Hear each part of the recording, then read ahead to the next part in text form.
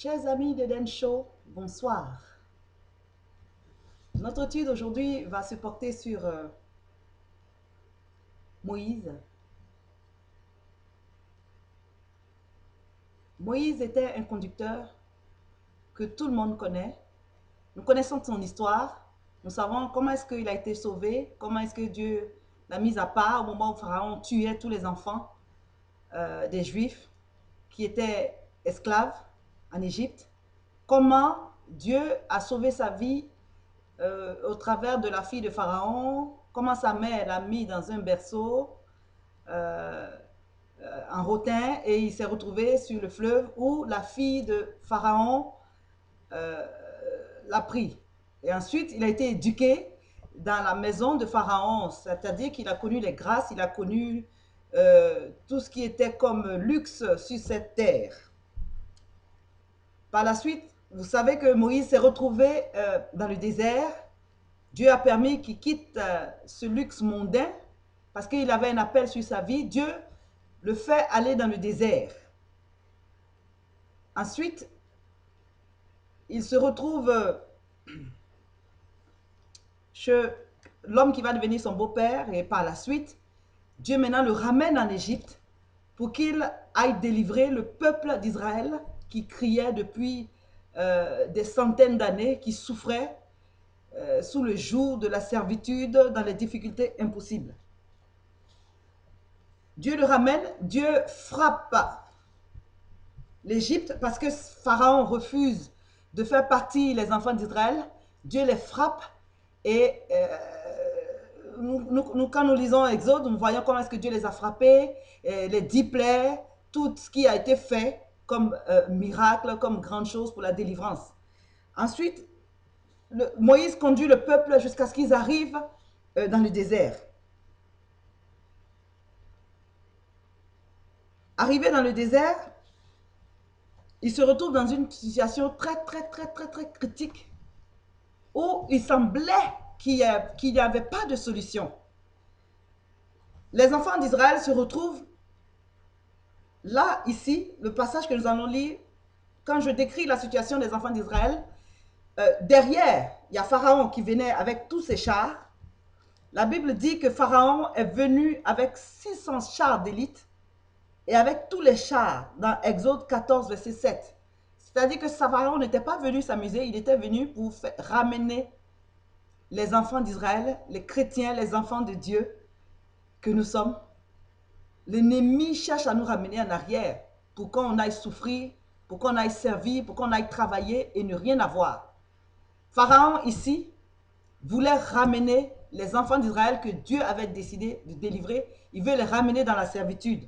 Alors il vient avec des chars d'élite, c'est-à-dire que ceux-là, quand ils tirent, ils ne ratent pas. Ceux-là, quand ils viennent pour tuer, pour détruire. Ils ont été entraînés, formés pour cela. Alors derrière, il y a Pharaon avec tous ses chars. Et en face, les enfants de Dieu se retrouvent en face de la mer Rouge. C'est-à-dire, à droite, il n'y a pas de solution. À gauche, il n'y a pas de solution. Derrière, il y a Pharaon qui vient, qui veut chercher à les tuer et leur faire du mal. Et en face, il y a la mer Rouge. Comment faire? Prenons nos Bibles. Exode chapitre 14, verset 15 à 18. L'Éternel dit à Moïse, pourquoi ces cris? Parle aux enfants d'Israël et qu'ils marchent. Toi, lève ta verge, étends ta main sur la mer et fends-la, et les enfants d'Israël entreront au milieu de la mer à sec. Et moi, je vais endurcir le cœur des Égyptiens pour qu'ils y rentrent après eux. Et Pharaon et toute son armée, ses chars et ses cavaliers feront éclater ma gloire. Et les Égyptiens sauront que je suis l'Éternel quand Pharaon, ses chars et ses cavaliers auront fait éclater ma gloire. Le chapitre qui nous intéresse ici, le verset surtout, qui nous intéresse ici, c'est le verset 16. Toi, Moïse, lève ta verge, étends ta main sur la mer, fends-la, et les enfants d'Israël rentreront au milieu de la mer à sec. Waouh! Dans le naturel, dans le physique, quelqu'un qui entend cela va dire, mais c'est fou, c'est pas normal, c'est pas logique. Pharaon arrive derrière avec toute son armée, avec des tireurs d'élite qui sont formés, guéris pour tuer. Et toi, avec, qu'est-ce que tu as à la main? Une verge. Tu n'as rien d'autre, tu as une verge. Et c'est avec ça que tu peux sortir de cette situation? Oui, avec l'Éternel, cela est possible. Parce que ce n'est pas notre combat, mais c'est le combat de l'Éternel. Et ce n'est pas nous qui faisons ce combat, c'est l'Éternel qui fait le combat pour nous. Moïse était au milieu des enfants d'Israël qui étaient en train de crier. Mais c'est fini, nous sommes morts, mais il aurait fallu qu'on soit en Israël. Il fallait nous laisser mourir, il aurait fallu qu'on reste en Égypte, il fallait nous laisser mourir là-bas. Pourquoi est-ce que tu nous as fait sortir? Il criait, il pleurait. Il pouvait décourager même Moïse. Moïse ne sachant pas que faire. Mais je bénis Dieu parce qu'il est vivant, il est fidèle, il est formidable. Il n'abandonne jamais ses serviteurs. La Bible dit que Dieu a entendu les cris. Il demande à Moïse, pourquoi ces cris? Pourquoi ces cris? Pourquoi ces cris dans ta vie? Pourquoi ces inquiétudes? Pourquoi ces murmures? Pourquoi ces paroles qui ne glorifient pas le Seigneur? Pourquoi tu parles comme les païens? Pourquoi tu ne fais pas confiance à ton Dieu? Le thème qui nous intéresse ici, c'est la verge. Le verset 16, comme j'ai dit, le Seigneur lui dit, toi, lève ta verge, étends ta main sur la mer. La question que je voudrais te poser ce soir, toi qui m'écoutes, c'est qu'est-ce que tu as à la main? Voyez, avec une verge, avec un bâton, Moïse a fendu la mer. Comme d'habitude, je vous invite à lire la suite. Parce que nous avons un temps court, on n'a pas le temps de développer longtemps. À Eden Show, nous essayons de prendre des petites parties que nous développons pour que tout le monde écoute, tout le monde ait accès et tout le monde comprenne le peu que nous leur donnons. Donc Moïse se retrouve devant une situation difficile. Comme toi, peut-être tu es dans une situation difficile. Tu ne sais que faire. Ici, le bâton peut représenter le talent que tu as. Qu'est-ce que tu sais faire? Qu'est-ce que tu te... Là où tu te sens à l'aise. Quel est le don que tu as? Quelle est la capacité que tu as? Qu'est-ce que tu sais faire de bien qui pourrait changer ta situation? Moïse, devant la mer Rouge, sur la parole de l'Éternel, a étendu le bâton et la Bible dit que la mer s'est ouverte et les enfants de Dieu sont passés à sec. Vous savez, souvent, nous les hommes, on s'inquiète pour peu de choses. Nous ne savons pas souvent qu'est-ce qu'il faut faire. On s'inquiète, on ne sait pas comment faire. Mais je voudrais te donner un conseil. Je voudrais te conseiller de chercher la face de Dieu pour qu'il t'oriente, il te dise exactement là où tu peux exceller pour pouvoir gagner ta vie.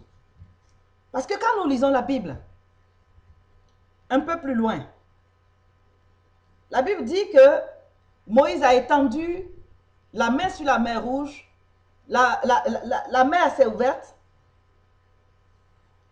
et les enfants sont passés et Pharaon et ses chars voulaient passer aussi. Mais quand les enfants de Dieu sont passés, le Seigneur a dit à Moïse, étends ta main à nouveau. Il a étendu sa main et la mer a englouti Pharaon et ses chars. Vous savez, le talent et le don que tu as, le bâton que tu as dans ta main, c'est ce qui va engloutir tes problèmes. C'est ce qui va engloutir ton chômage. C'est ce qui va engloutir tes difficultés. C'est ce qui va engloutir la pauvreté et les problèmes que tu connais maintenant. Tu sais faire quelque chose de bien. Il faut savoir que c'est ce que tu vas utiliser qui va te rendre riche, qui va te rendre prospère, qui va te rendre épanoui, qui va changer ta vie, qui va changer ton environnement, qui va changer ton futur. Le talent que tu as, ce que tu sais faire dans la vie courante, qui va te donner à manger, à toi et à ta famille et à d'autres personnes que tu pourrais assister. Et il y a le talent que tu peux mettre au service de l'Éternel dans ton église, dans la communauté chrétienne, dans le corps du Christ. Qu'est-ce que tu sais faire? Est-ce que tu sais bien dessiner? Est-ce que tu sais chanter? Est-ce que tu sais faire la peinture? Est-ce que tu sais écrire? Est-ce que tu parles bien? Est-ce que tu es un bon présentateur? Est-ce que tu es un bon docteur? Est-ce que tu es un bon enseignant? Qu'est-ce que tu sais faire? Ce que tu as appris, là où tu te sentiras épanoui. Pourquoi tu ne chercherais pas à faire cela au lieu de faire juste quelque chose que tu fais où tu n'es pas épanoui? Tu travailles peut-être dans une société où tu n'es pas heureux, où tu ne gagnes pas assez, mais tu n'as pas envie d'aller de l'avant, tu n'as pas envie de changer, tu as peur de qu'est-ce que je vais avoir devant. Tu crains, tu ne peux pas avancer parce que tu te poses la question, mais est-ce que ça vaut la peine? Si, ça vaut la peine. Parce que quelqu'un qui ne se lève pas ne peut pas voir à l'horizon. Quelqu'un qui est assis ou qui est couché ne peut pas voir devant, ne peut pas voir qu'est-ce qu'il peut aller faire. Pour combattre, il faut se lever. Pour aller de l'avant, il faut se tenir debout et commencer à faire le premier pas. C'est ce que j'appelle le pas de la foi. Si le chrétien commence à faire le pas de foi par rapport à ce qu'il sait faire, alors il verra que la mer va s'ouvrir devant lui. Parce que des fois, tu te dis, mais il n'y a pas de solution, je ne sais comment faire, j'ai trop de problèmes. Sûrement, il y a quelque chose que tu sais faire. Ou alors, souvent, il y a des gens qui vont se dire, mais non, moi, j'ai eu tellement de diplômes, je ne veux pas faire ci, je ne veux pas faire cela. Tu me vois, moi, en train de faire cela. Ah, ce n'est pas une question d'avoir de l'orgueil. C'est une question de savoir le talent que tu as et de travailler dans cela parce que c'est cela qui va changer ta vie et changer ton environnement et bénir ta vie et la génération future. Je connais l'histoire d'une femme. J'ai écouté quelqu'un parler du témoignage d'une dame qui avait eu des master degrees, qui avait eu des degrés de maîtrise, qui avait eu de grands diplômes. Mais dans un songe, Dieu se révèle à elle et lui dit, je voudrais que tu vendes de l'huile. Elle dit, moi, vendre de l'huile? Non, jamais. Donc elle est allée, elle a travaillé un peu partout, elle a fait ci, elle a touché un peu à tout, mais elle a vu que ça n'allait pas. Elle n'était pas épanouie, elle n'était pas heureuse, elle grognait toujours, au travail, c'était pas trop ça. Et finalement, elle se dit en elle-même, pourquoi est-ce que je ne serais pas ce que Dieu m'a révélé en songe? Donc, petit à petit, elle a commencé à vendre 1 litre d'huile, 2 litres, 10 litres, jusqu'à ce que un jour, son commerce prospère tellement qu'elle se retrouve à la tête d'une usine. Imaginez le revenu de cette femme. Cette femme est devenue une femme riche. Elle témoigne un peu partout dans le monde entier. Sur la révélation de l'Éternel, sa vie a changé. Dieu veut changer ta vie. Dieu veut bénir ta vie, mais c'est à toi maintenant de savoir quel est le talent qui est dans ta main. Et le talent qui est dans ta main, il faut pouvoir commencer avec cela. Et tu verras qu'avec le temps, le Seigneur va bénir cela, il va soutenir. Il faut commencer par la foi. Il faut faire des actes de foi pour pouvoir avancer. Voyez, quand je prends l'exemple d'une pirogue, la pirogue, il y a 2 pagaies. Pour pouvoir avancer, il faut avancer de droite, il faut avancer de gauche. Mais quelqu'un qui tourne avec une seule main va tourner en rond. C'est comme ça que le chrétien devait agir. Il doit marcher avec la foi et il doit marcher avec l'audace, c'est-à-dire se lever et avancer. Il marche avec la foi, il utilise la pagaie de la foi et la pagaie de l'avancement. C'est-à-dire, par la foi, il faut que tu te lèves pour avancer. Si tu n'avances pas, tu ne peux pas connaître les bénédictions de ce don que Dieu a mis à ta disposition. Parce que nous savons que le don, c'est un talent que Dieu te donne pour prospérer. C'est un talent que Dieu te donne pour bénir ta vie et bénir la vie des autres autour de toi et bénir le corps de Christ, l'Église, qui est le corps de Christ. Un talent, c'est une qualification, c'est une aptitude particulière à faire quelque chose, une capacité, un don remarquable. Beaucoup de gens ont beaucoup de talents cachés, mais ils ne savent que faire. Si tu m'entends ce soir, tu as un talent que Dieu veut utiliser pour te bénir? Quel est le talent que tu as, que tu aimerais mettre au service de l'Éternel, au service du, du corps de Christ, et un talent qui va te rendre prospère et qui va changer ta vie? Qu'est-ce que tu sais faire? La cuisine? Tu sais faire un film? Tu sais, tu t'y connais bien dans les médias? Pourquoi ne montrerais pas tu ta propre société?